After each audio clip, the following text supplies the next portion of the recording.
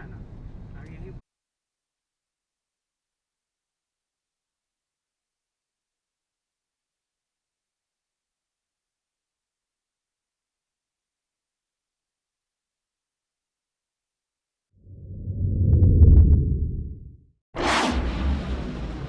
पल का इंतजार पटना समेत पूरे बिहार के लोग कर रहे थे, वो पल आ चुका है। पटना का जेपी गंगा पथ बनकर तैयार हो चुका है। 3,000 करोड़ की लागत से ये पथ बना है और इस पथ के बनने के बाद कई समस्याओं का समाधान होने जा रहा है। लोगों को काफ़ी इंतज़ार था, लंबे समय तक लोगों ने इंतज़ार किया है। क्या खास बात है इस गंगा पथ की, क्योंकि मेरिन ड्राइव की बात तो आपने सुनी होगी, लेकिन ये पटना का मेरिन ड्राइव बनकर तैयार हो चुका है। कितनी सहूलियत होगी और उत्तर बिहार से दक्षिण बिहार का कनेक्शन कितना सुगम हो जाएगा और जो लोग पटना पहुंचना चाहते हैं उनके लिए राह कितनी आसान हो जाएगी। इन तमाम चीज़ों की जानकारी हम आपको दे रहे हैं और इस खबर के ज़रिए आप जानिए, देखिए कि इस जेपी गंगा पथ के बनने के बाद कितनी परेशानियों का समाधान होने जा रहा है। हम आपको बता रहे हैं कि जेपी गंगा पथ यानी पटना का मरीन ड्राइव किस तरह से काम करेगा और लोगों को किस तरह की सहूलियत होगी, ये जानकारी हम आपको दे रहे हैं। इस वक्त मैं अटल पथ पे खड़ा हूँ और किस तरह से ये जेपी गंगा पथ को कनेक्ट करेगा वो तस्वीर मैं दिखा रहा हूँ।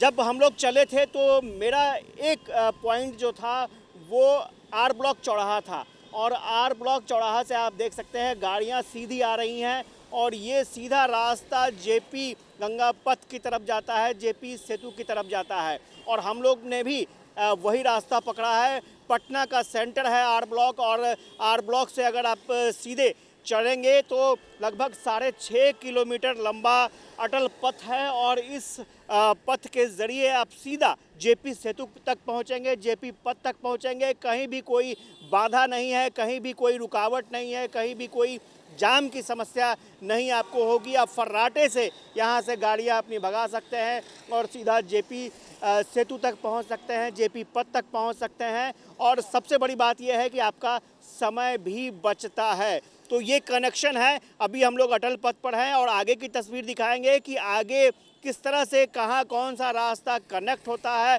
और किस तरह से पब्लिक को पटना आने में या फिर पटना से बाहर जाने में सहूलियत होगी। तो ये अटल पथ है और अटल पथ पर आगे चलते हैं, देखते हैं कि किस तरह से कनेक्टिविटी की गई है और कितनी सहूलियत पब्लिक को होने वाली है। सीधा इस सड़क को पकड़कर वो सीधा जेपी गंगा पथ तक आ सकता है और सीधा कहीं कोई रुकावट नहीं होगी और इसका बेहतरीन इस्तेमाल कोई भी मरीज़ या फिर कोई भी आम इंसान, आम यात्री इस का कर सकता है और साथ ही साथ जेपी सेतु को भी कनेक्ट करता है ये पथ। तो स्वाभाविक तौर पर किसी को भी अगर दक्षिण बिहार से उत्तर बिहार की तरफ आना है या फिर राजधानी पटना आना है तो इस सेतु का भी इस्तेमाल किया जा सकता है। तो बेहतरीन कनेक्टिविटी है और स्वाभाविक तौर पर जेपी गंगा पथ कई चरणों में बन रहा था और उसकी थोड़ी तस्वीर भी हम दिखाना चाहते हैं आपको कि जो पहला चरण था वो पहला चरण 3831 करोड़ की लागत से जेपी गंगा पथ के पथांश दीघा से पटना चिकित्सा महाविद्यालय यानी पीएमसीएच हॉस्पिटल तक का लोकार्पण हो चुका है। मुख्यमंत्री नीतीश कुमार ने लोकार्पण किया था उस वक्त और 24/6/2022 को यह पहला चरण जो है वो ख़त्म हुआ था। अब जो दूसरा चरण है वो काफ़ी इंटरेस्टिंग है क्योंकि सीधा जो गांधी सेतु है, गांधी सेतु से सीधा पीएमसीएच तक वो संपर्क पथ, जेपी गंगा पथ का संपर्क पथ वो होने जा रहा है। लगभग 12.5 किलोमीटर का सफ़र है और ठीक ये रास्ता जो मैं दिखा रहा हूँ आपको, ये सीधा गांधी सेतु तक जाएगा और पीएमसीएच को भी कनेक्ट करेगा और जो भी पब्लिक दक्षिण बिहार से उत्तर बिहार आना चाहती है या फिर पीएमसीएच जिन मरीजों को आना होगा या फिर पटना एम्स आना होगा दक्षिण बिहार से, तो वो आसानी से इस पथ का इस्तेमाल कर सकेंगे। ये पहले चरण की तस्वीर हम दिखा रहे हैं और जो नया पथ बनकर तैयार हो चुका है और जिस पर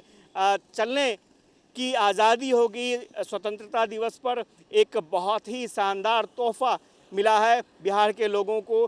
तो वो तस्वीर भी हम आपको दिखाने जा रहे हैं और देखिए और जानिए कि कितनी बड़ी उपलब्धि बिहार के लोगों के हाथों लगी है और स्वाभाविक तौर पर इसका इंतज़ार 10 सालों से लोग कर रहे थे, इस कनेक्टिविटी का इंतज़ार। तो वाकई शानदार कनेक्टिविटी यहाँ पर नज़र आती है। ये जो जेपी गंगा पथ है वो 20 किलोमीटर का होगा।